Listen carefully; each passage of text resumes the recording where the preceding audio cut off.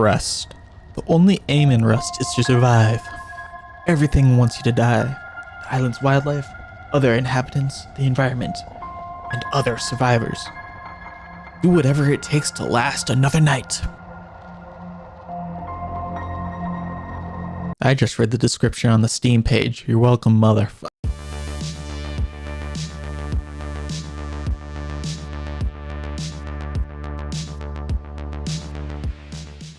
Now, before we begin on why you should or shouldn't play Rust in 2025, this will be your only warning to like and subscribe on this video. I would also like to say that this video is based on my opinion, and we will be diving into some heavily disputed topics. I may be wrong on some of them, but my thought process will be highlighted throughout the video. Rust was a game made in... I'm actually going to skip most of the history behind the game and talk about when I started playing and thereafter.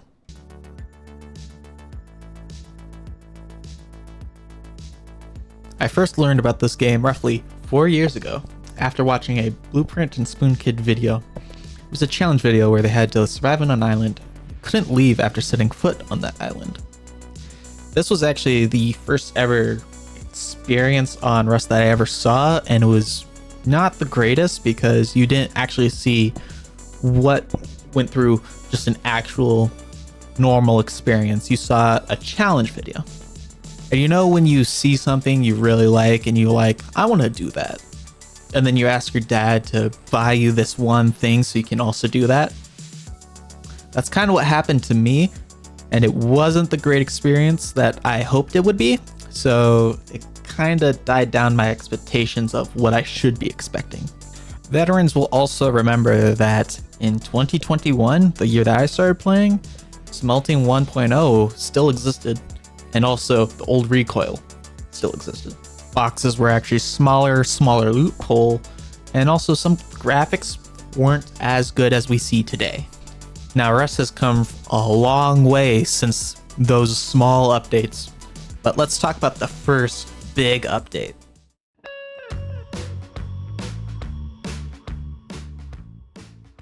Combat update is actually probably the most controversial update in Rust history. Reason for that is because they took the entire recoil system down that they had previously and implemented a new one. Now I'm actually dived just a little bit into this, and boy, people were mad about that. Most of the information I found was on Rust thread, and some of it had some good points, some of it didn't really make sense in my mind as someone who actually has worked on games before. The person that I got like most of this information actually had some good points and some bad ones. I'm just gonna put it down as what they put down. Improving your anti-cheat, already bad. Future text here, and I just want to go back and clarify a couple things because I go on about how the cheat engine fixing, that's a bad take. It's not. It's just pointing out that cheat engines themselves adapt and you can only do so much. Cheats will always be a thing, no matter what. So that's all I wanted to point out. Anti-cheat can only do so much for the game. The second point they gave was nerfing and removing the accuracy bonuses attachments give. That one's a possibility, although I don't necessarily agree with it because some of those attachments need to give accuracy. There's already attachments that reduce accuracy and some that give more. Just depends on what you want on your weapon. I think it also stems from a problem that people don't see the bigger picture. Rust at the time was getting huge. It was getting bigger. They needed to adapt for new players. People that had already played the game for a couple thousand hours were already mastering the recoil, the original recoil that we just talked about. So when a new player comes up to an old player, you really think that's like kind of a fair matchup? Not really. New players don't really have a chance against veterans, and those veterans will dominate the new players. It's not really a fun time for anyone unless you're that kind of guy that just likes dominating. This is still getting new players. It's actually kind of crazy how many players actually play Rust. I couldn't tell you the amount of times that I'm fighting someone, I kill them, knock them, whatever. They're like, I'm new, please help me up. It's the amount of people that just do that is insane. Which is why, contrary to popular belief, I think the recoil update was a good thing. You see, I am big on player retention times, and oftentimes, if the stuff that, like old systems, like the old recoil, turns players away because, oh, well, I'm not going to get to that level, they're just going to keep expanding the horizons. Putting everyone at kind of like a flat player ground kind of gives new players an edge and a chance to actually play the game and learn the game. And once new players figure out like, hey, this game's actually pretty fun and I'm getting as many kills as these old veterans, they start getting new players in. Suddenly you have this massive game that's getting bigger. It's growing its community. Now, I know this upsets a lot of veteran players, old people that like the old recoil because you actually had to learn the old recoil. But for new players coming in, I don't think you're looking at that end. I think you're kind of being selfish on that part. But that's on that end for user-friendly. Cheating has become a huge problem in Rust. Every wipe, I'm running into someone that just triple headshots me, someone that just kills me and I'm moving on a boat. That's not that bad, honestly. Maybe I'm just bad with 1K hours, I don't know. But now you're getting updates like every month. It's kind of overwhelming exactly how much updates they're actually pushing out and how good some of these updates are. One of them being the industrial update, which is personally my favorite because it added electrical furnaces, which if you don't know, I play solo. Solo in this game is really, really hard, but once you get like some of those little things that you kind of need throughout your wipe, it gets so much easier. Electrical furnaces is just one of them. And honestly, I am actually kind of impressed on that single update. It was probably one of the best updates that they have. And just this latest update, or latest two, I should say, they added a new terrain generation, and it's honestly really cool because they brought back a bunch of the old rocks, and building is a lot better in my opinion. It's just good to try out some new stuff, especially with new players. I'm still seeing new players. I'm still seeing new builds that are coming out, and I'm trying, which is another point.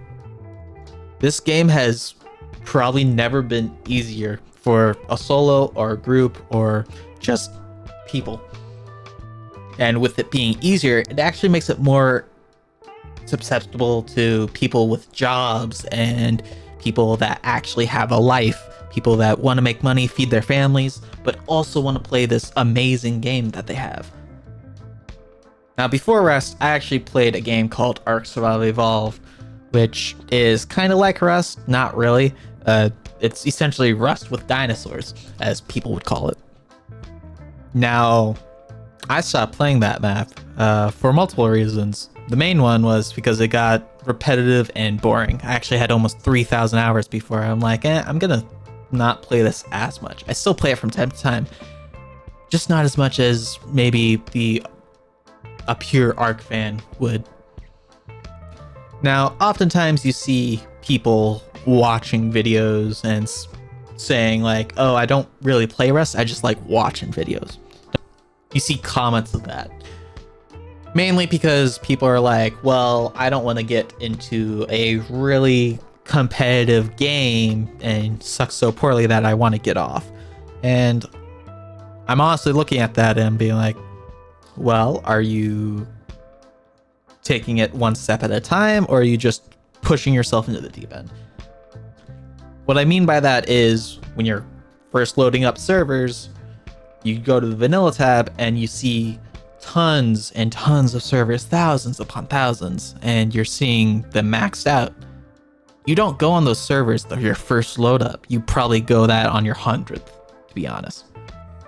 In fact, that's exactly what I did. I went through the deep end and I sucked so poorly. I played for 40 hours. It wasn't a fun time. It wasn't a good experience for me, which is another thing to get player attention. I now advocate players when they're first starting out to go on smaller servers that you're not really prone to get raided or meet a lot of people. You start learning the basic mechanics, you start learning how to play the game, and there you get some really chill people sometimes. Don't get me wrong, you're probably gonna get killed the first couple fights, but at least you're starting to learn the game. You're not throwing yourself in the deep end. You're playing a little bit more than other people. Now, why is this important? Because you don't want to burn yourself out really quickly. I am going to relate this to a job because it kind of is a part-time job, but you don't want to burn yourself out so fast that you're just, I want to get off the game. I want to get out. Because unlike a job, you have that ability to just go Alt F4. I mentioned earlier that I got off Arc because it got repetitive and boring at the same time. So Rust is a little bit different. You start off doing the same thing. You start off learning the same thing. So you build your 1x2. You start expanding it as you normally would. But then you get to the point where, okay, so this is boring. I've got a point that this, I'm getting my start fast enough that I don't need this. I need to do something else, and I'm getting bored of doing the same thing over and over and over and over. So what you do, you try different things. You go to a different monument that you haven't used that much before.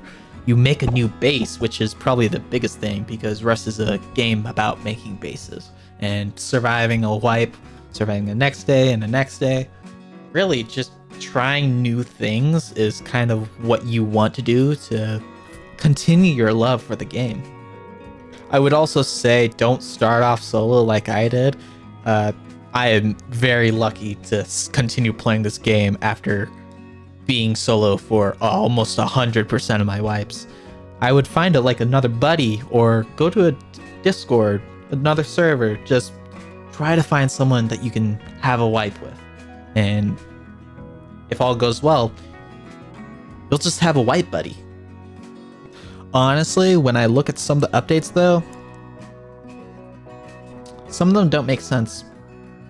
It's kind of weird. I talked about the recoil update and how that was actually a good update, but also it kind of wasn't. Directly after I talked about their cheating problem. They have a huge cheating problem. They do try to take care of it actively. There are often times where I just look at chat and I'm seeing this person got banned at this coordinate on the map. And I'm like, okay, so cheaters are still getting banned. But then I do my own research on cheater servers because I'm trying to figure out why are people cheating? Why are people doing this? It's not my job. I'm just curious. And I see tons of people just trying to get cheats because people aren't as good at the game, which is post stacks again. I just want to mention I have been volunteering for a different game called Polygon to report on things like this, specifically cheater servers and whatnot. So that's how I know some of the cheat engines and whatnot and how they work and things. I've never downloaded cheats. I will never. So don't ban me, please. Would I recommend this game to a friend that doesn't game that much, that doesn't like to throw themselves into a new experience? Not really. Would I recommend it to one of my gaming buddies? Abso-fucking-lutely. They already have experience with some shooters or some mechanics that are really basic in video games. I would recommend that in a heartbeat to play this game, play it out, just like a few hours, and we'll get a couple things set up, and then I can do my own wipe just by myself. Just get them on for an hour or two. And I think that's where people kind of get caught up on. This isn't a 1 or 2 hour game. It's an 8-hour game that you do on the weekends, that you do with your gaming friends or by yourself if you're lonely. And you kind of are just there on your computer the entire time, taking like small breaks here and there, get some food, talk to some people, have some fun. And that's what the game is really all about, trying to have fun. And if this isn't your type of game, I'm sorry, that's not something I can recommend. I recommend it because I play survival games all the time, and I love playing survival games all the time. This also has some good mechanics, good ways to keep your mind entertained, and kind of the reason why I don't watch TVs or movies, because I would rather be playing Rust instead. Lastly, I'm gonna say, if you watch a YouTuber, do not try to do what they do. Going back to what I said yet again, because I am very inconsistent with my script. In fact, I wrote 4 lines and now I'm just freehanding it.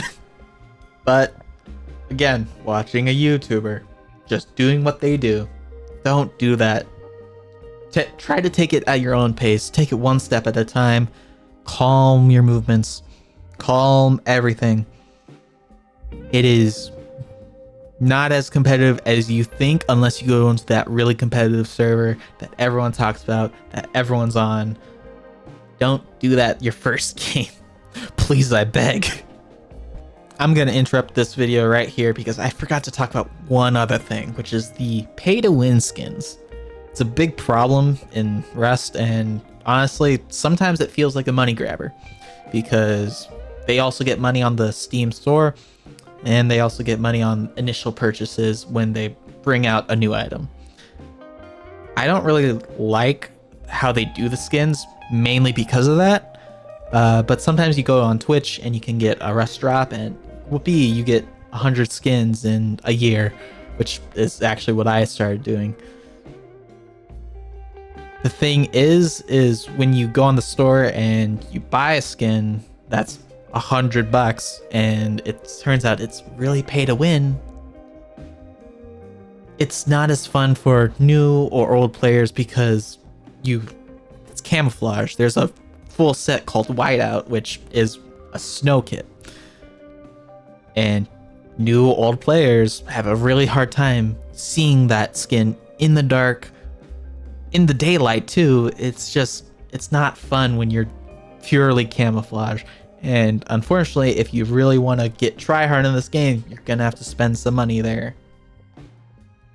Overall, it's a game, right? Every game has their own flaws. Everything has their own like little gems. I do play the game a lot. If you guys want me to stream it, please let me know in the comments. If you guys want me to make another video about it, please do. I would actually appreciate to make a Rust video for the first time in, I think, over a year, almost 8 months. Jeez. All right.